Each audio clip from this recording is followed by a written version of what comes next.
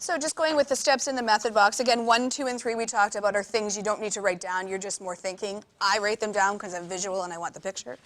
So first thing we want to do is name it, then get the end behavior, then picture what the graph is going to look like. Name the polynomial.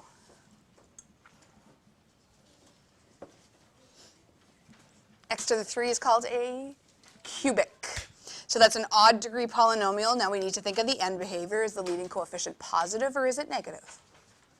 It is positive. So you can either use this chart or you can just think of a line with positive slope. What do you know about the end behavior of an odd degree polynomial with a positive leading coefficient? It's going to go down then up. And then I always like to just think of the max mins as well. What's the relationship that we talked about with the degree and the number of max mins? -1, so it has to have a max and a min. So all I do is I draw a cubic that's got a max and a min and the correct odd behavior. So I know it's got to look something like that. It's got to go down on the left, up on the right. It's got to have one of each, a max and a min. Again, you don't have to draw that. That's just I do it because I'm visual, but as long as you're thinking about it, it helps when we actually draw the shape. So step 4 is where we actually do work. I do y-intercepts first because they're the easiest. Y-intercept is we put the 0 for x, and you don't actually need to show work. I just take out everything with an x in the question. What's left if everything with an x turns 0? -2. Okay? If you want to show the substitution, that's okay, but you'd still get full marks if you just show me that. X-intercepts are the ones that are all the work.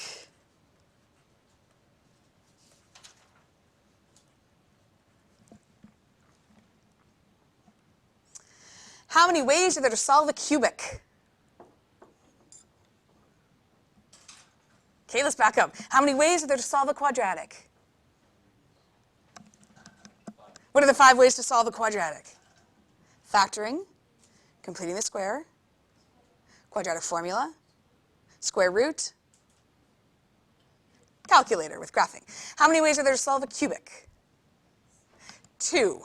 Calculator, which is out for this one because it's a non-calc question, and factoring. So there's only 2 ways we're going to factor. How do we factor a cubic? So this is what we did in the first part of the unit. What was step number 1 with factoring?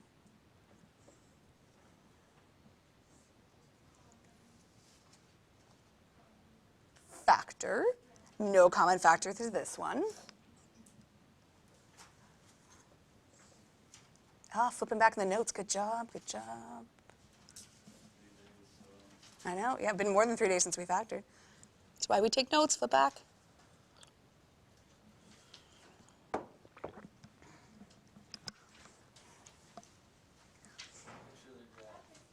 We did that, yeah. Picture the graph, we're there, we're now on factoring. How do we factor? Ooh, something about remainder factor theorem.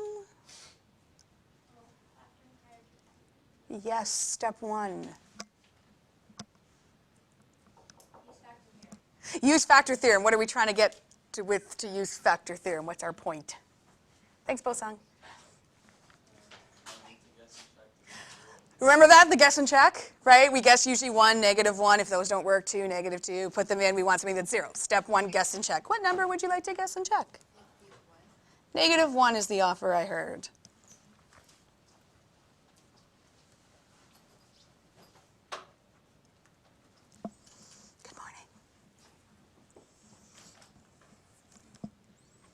-1 cubed, -1 squared, +1 times 2 plus 2, -1, and then we got that -2 hanging around there. Ooh, woohoo, happy face. What's the factor? So we tested x minus 1, x equals -1, but what's the factor? X plus 1. Remember, I like to write them there so that we don't forget them at the end because you tend to once you do the synthetic.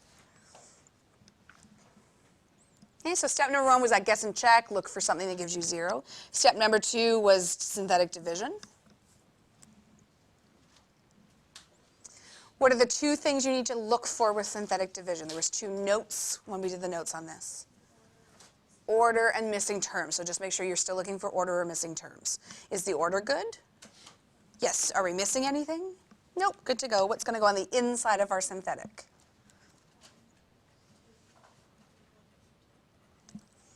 What goes on the outside of our synthetic? Step 1, drop the 1.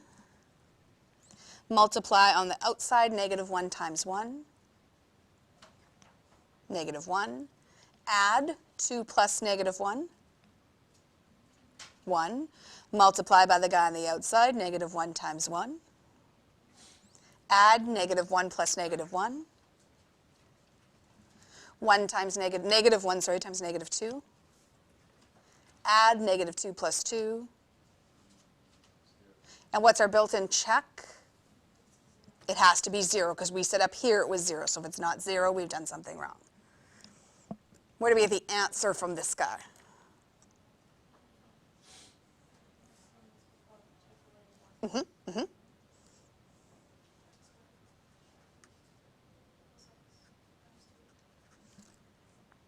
What do we do with that? Factor it into product sum. Product of -2, sum of +1. Offer of +2 and -1.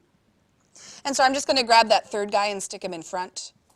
So he's just coming down from the step above.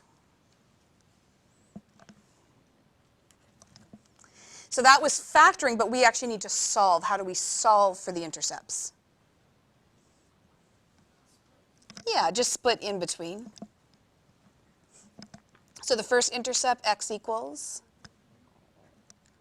And again, I just like to write the coordinates. You don't have to, but I do that just to remind myself it's a point, not an asymptote, not anything else. It's a point on the graph.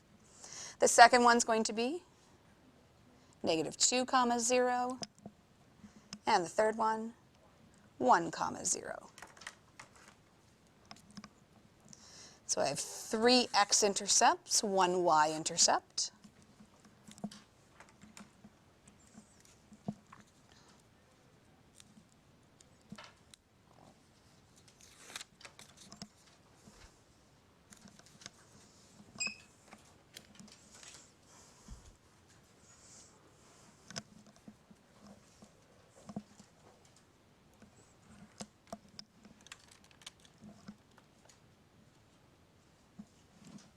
So y-intercept first, 0, -2.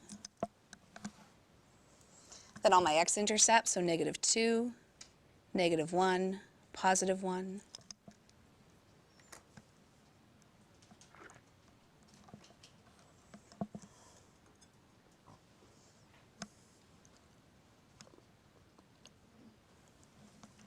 Thank you.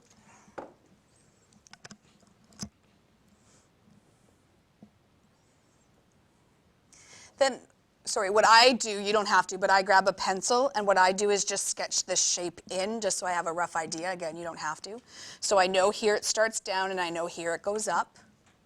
I know in between it's got to have a max followed by a min. So I know it looks something like this. What do I not know? I don't know the height of the max right here. I know where the min is. Why do I know this is the min?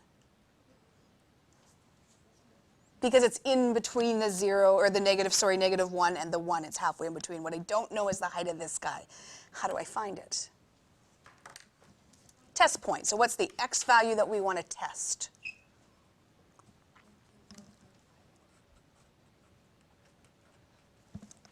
Okay, so halfway between -2 and -1. And how do we test it? What do we do with that? Yep, just back into the original.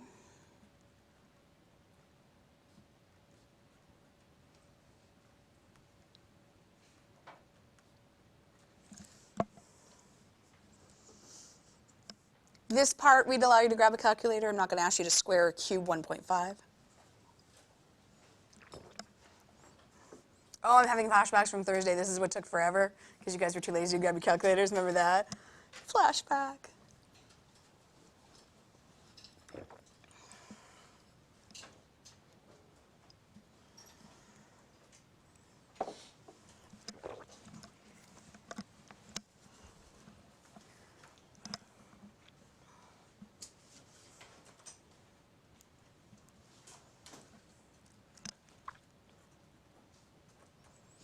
It's going to be fairly low because the closer the intercepts are together, the lower the max or min is. I'm going to guess, I don't know, 0.7.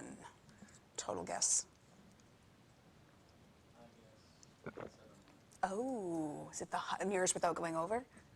Is it the nearest without going over who wins?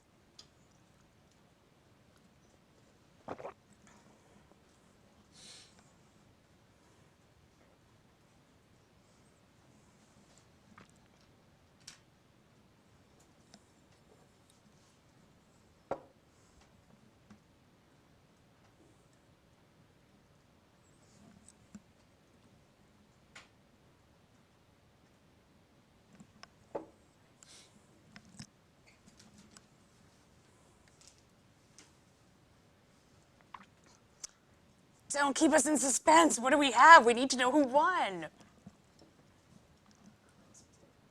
Point. Oh, can I put 0.6 if we round? Is that okay to 1 decimal? Who was closer without going over? What was that? Sorry. Can we go? We should confirm that first before I get all cocky. 0.6 is confirmed. Okay, so it's going to be roughly halfway. Again, just to repeat, you don't need to do this part in pencil. It's just how my brain works to get an idea where things are going.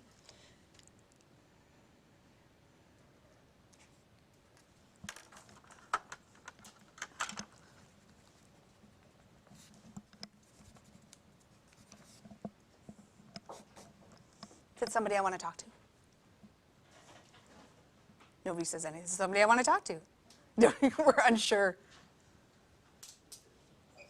Yeah, we got the test this afternoon, period 5.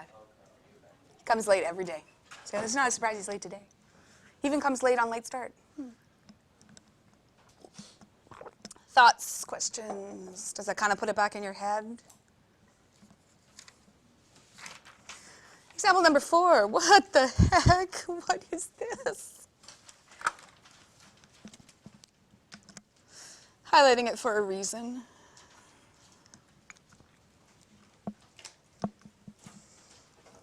Why does this not look like the other ones? What is going on? Why is it a bunch of binomials? Yeah, they've already factored it for you. Like, you should be happy when you see this one, because they've done that first step for you, which is awesome. But this seems to always cause mass panic on the exam, usually because people have looked at the steps right before the exam, and they know factors the first step, and then they panic when they get to this. Okay, so this is already factored, so if you weren't sure that, you might want to make a note. Already factored. Like, that should get a woohoo on the exam, because it's one whole step you don't have to do.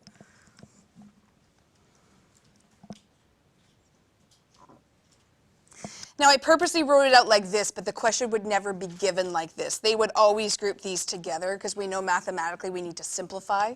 So the question on the exam would look like x plus 1, and then times x minus 3 squared.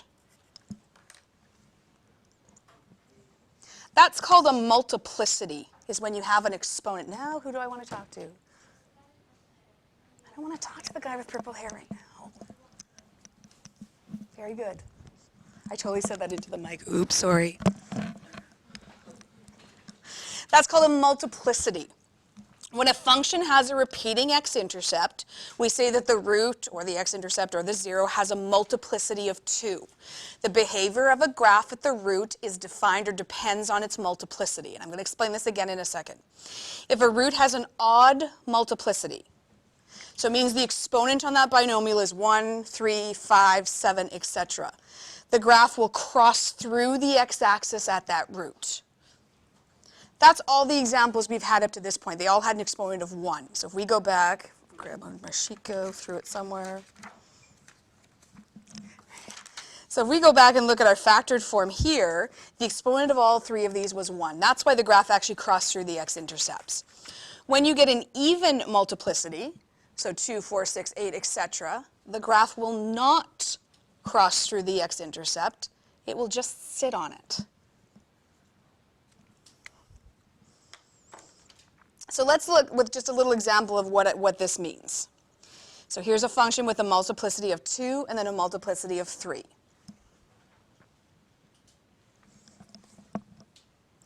If I had to solve the binomial, what's my x-intercept? So if the binomial is x minus 1, what does x equal? Equals plus 1. So both of these are going to have a root at plus 1. The only thing that's different is just the exponent on each of the binomials. The first one has an even multiplicity, the second one has an odd multiplicity.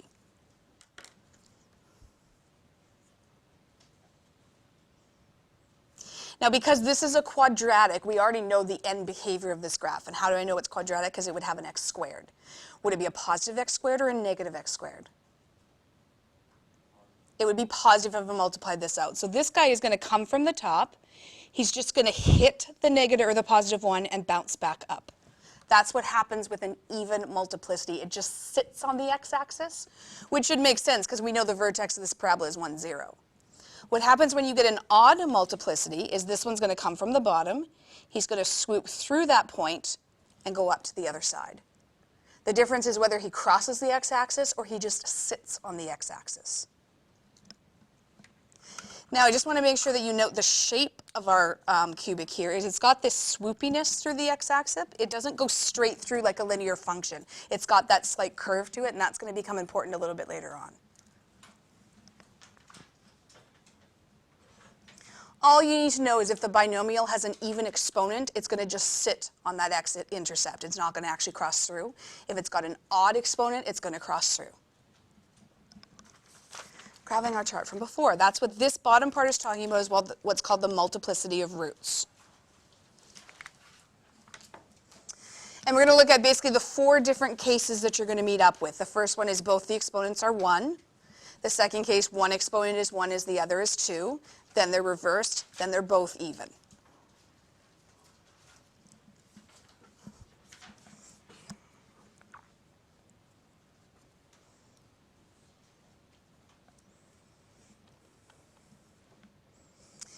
In this first situation, if we were to solve for these, we would have x equals a and x equals b. And it doesn't matter what the values are, they're just both going to be positive. So I've got an a somewhere and a b somewhere, and there's no reason I put them in that particular order.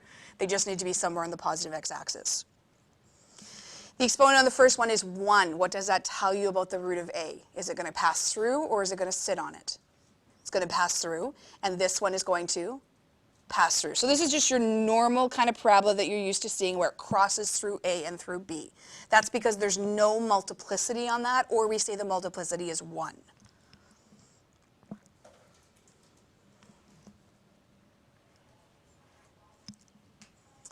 The second situation, all we're doing is adding a multiplicity on the B.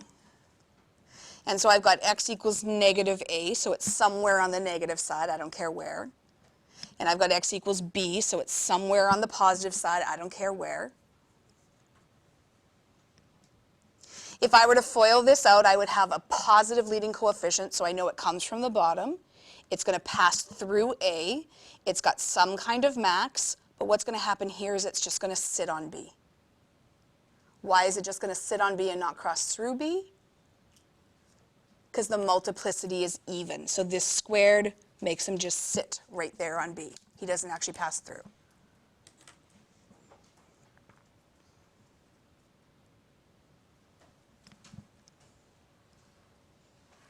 Third situation, I'm just switching up where that squared is. So I still have that negative a and I still have that positive b.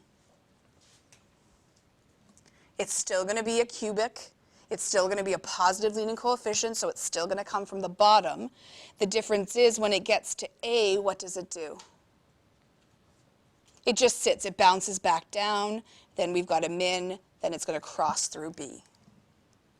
Why this time did it just touch A and it didn't cross through A? Because the squared is on the A.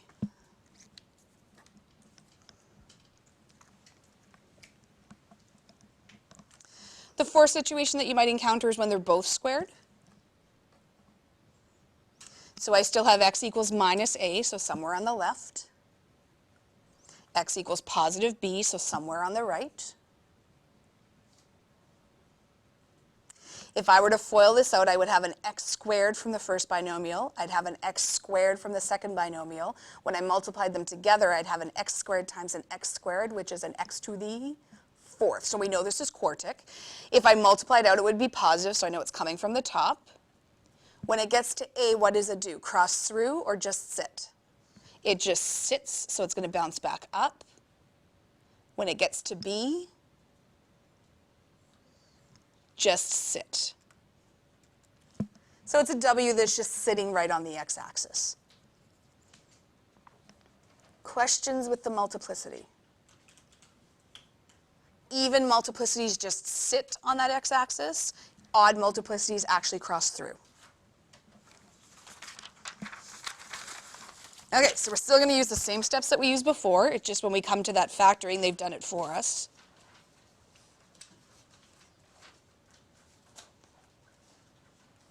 And I'm going to write it in its simplified form because that's how you would see it on the exam. We're still going to name it, we're still going to talk about the end behavior, and then we'll draw a little picture of what it looks like. So you have to do a little bit of work to find out the degree, but not too much. If I were to FOIL this, I would have an x squared. I would have an x from this guy. And so when I multiplied them together, what's the highest power I would get? X cubed. So what does that tell you about the graph? It's a cubic. Would it be a positive x squared or a negative x squared? Positive x squared. So now you're going to your chart. And where are we on this top part? Was it an odd polynomial or an even polynomial? Odd polynomial. Positive leading coefficient or negative leading coefficient? Positive leading coefficient. So we know it goes from down and then goes to up. So I know it comes down, it's got a max min and bounces up somehow. Again, you don't have to draw that, but you just want to make sure you're thinking about it because it helps you draw the graph later on. First calculation we need to do are the intercepts. I always start with y because it's the easiest. And this is where panic usually sets in because what do I do with all this stuff? Well, you just put 0 for x just like we've always done. So the first binomial would be 0 plus 1. And the second binomial would be 0 minus 3 and then squared.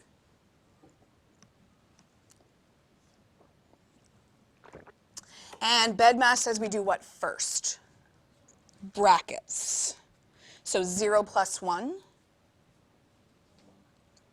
0 minus 3,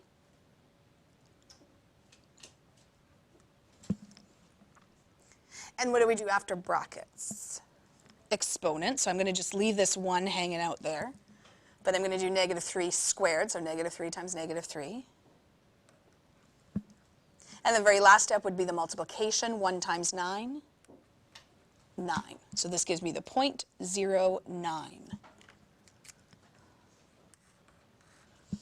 Okay, so the y-intercept is a little bit more work, but we know the x-intercept is going to be easier.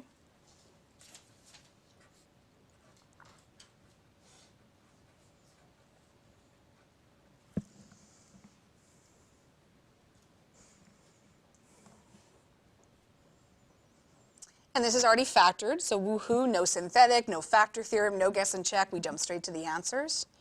The first one, x equals. Perfect, so that's the point -1, 0. And then usually the second one causes panic on the exam, because suddenly your brain goes squared. I don't know what to do with the squared. Well, again, it's just solving an equation, so no panic. It's quadratic. How many ways are there to solve a quadratic? Which way would you like to use? Probably not a calculator question.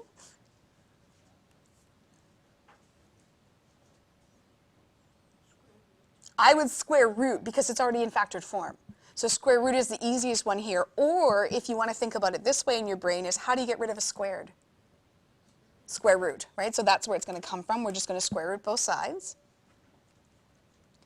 People tend to panic at the square root of 0. It just means what number times itself gives you 0. Just 0. So this comes out to be x equals 3, 0.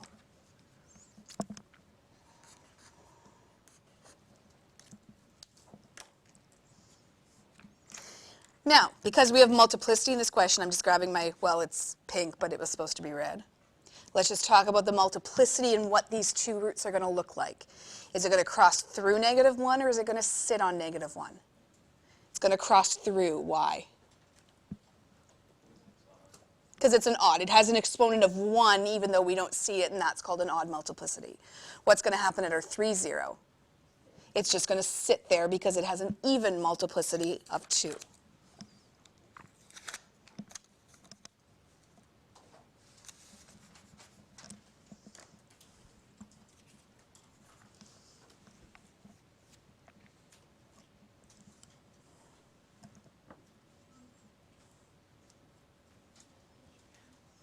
sorry.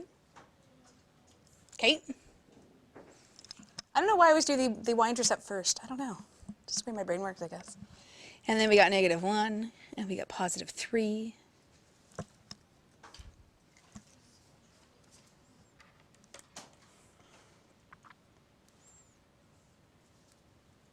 Then I grab my pencil. I know it's coming from the left. I know it's got to cross through this guy. It's got to hit the y-intercept. It's going to come here, and it's going to bounce back up. Do I have the value of the max? Pretty darn close. Do I have the value of the min? Sure, so we don't need any test points. We can just fill it in. Now just be careful with this side here is it's got to swoop through the point, not go through it like a line. Okay, so you got some bend going on here. It's not straight through like a linear function.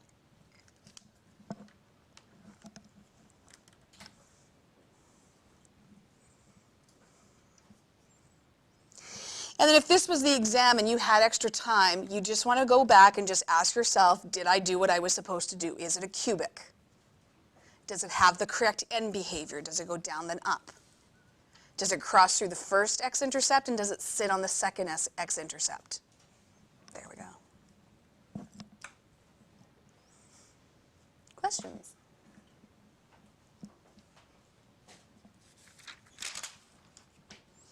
Last one.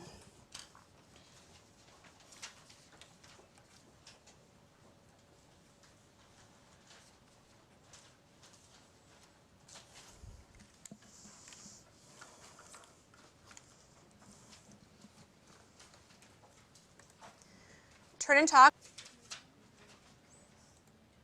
Name that function. I would actually enjoy a Pikachu function. I'm thinking that would be more ovally, which would be an ellipse, but yeah. We could name a Pikachu, that'd be fun. Okay, let's talk about Pikachu's end behavior. Up, up, I heard somebody say. Oh, frozen, thank you. Agree, up, up. Okay. How many max mins does Pikachu have? 3, how do you know? But how do you know what the exponent is here? Okay, so if you were to FOIL out the first binomial, what's the highest degree you would get? We get an x squared. And if we were to FOIL out the second guy, x squared. And eventually we're going to have to multiply them together, so Pikachu's degree is x to the 4. Okay, so if it comes from up, it's got to have 3 max mins and going to return to up. Pikachu's a little lumpy, but that's okay. We love him anyway. How many of you got that with your partner? Whether you drew it or not, you understand what it looks like, the end behavior, the degree? Awesome. What's the first calculation we need to do? How do we calculate a y-intercept? Okay, so turn and talk and together figure out what the y-intercept is.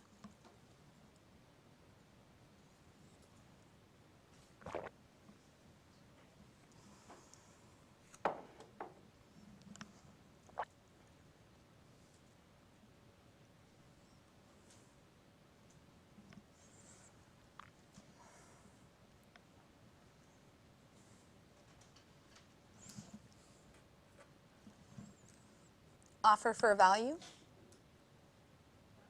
9, also coincidentally 9. They're not always going to be 9, just happen to be.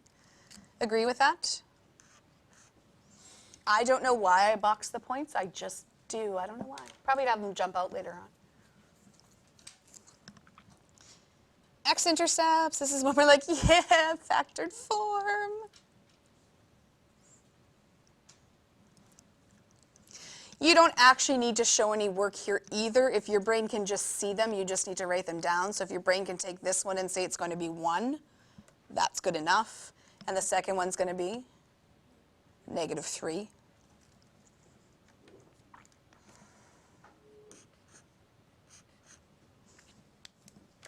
Again, you don't have to. I like to just pause, though, and think about the crossing versus the sitting. What's the 1 going to do? Is it going to cross through or sit on it, and how do you know? It's going to sit on it. How do we know? Because it's an even multiplicity, it has an exponent of 2. What's going to happen at -3? it's also going to sit on it because it also has a multiplicity of -2.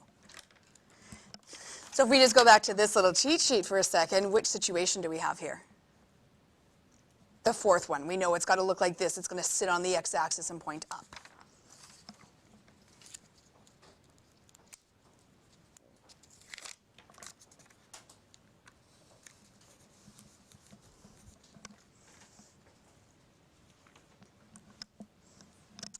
Okie dokie, plot the points.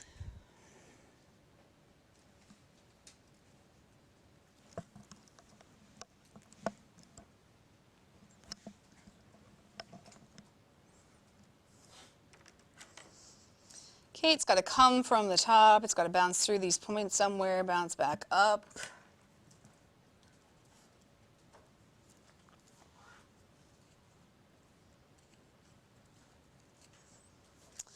Is that y-intercept the max or not the max?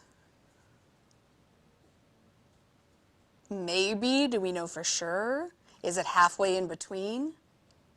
No. On the exam with a quartic, they let you just estimate the max. So a cubic, they'll want to know for sure. Here we're just fine if you get the right x-intercepts. We know it's slightly higher than that. We know it bounces back up. We're good with that for quartics.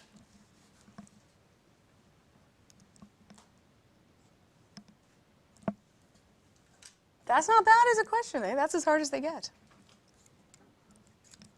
How are we feeling?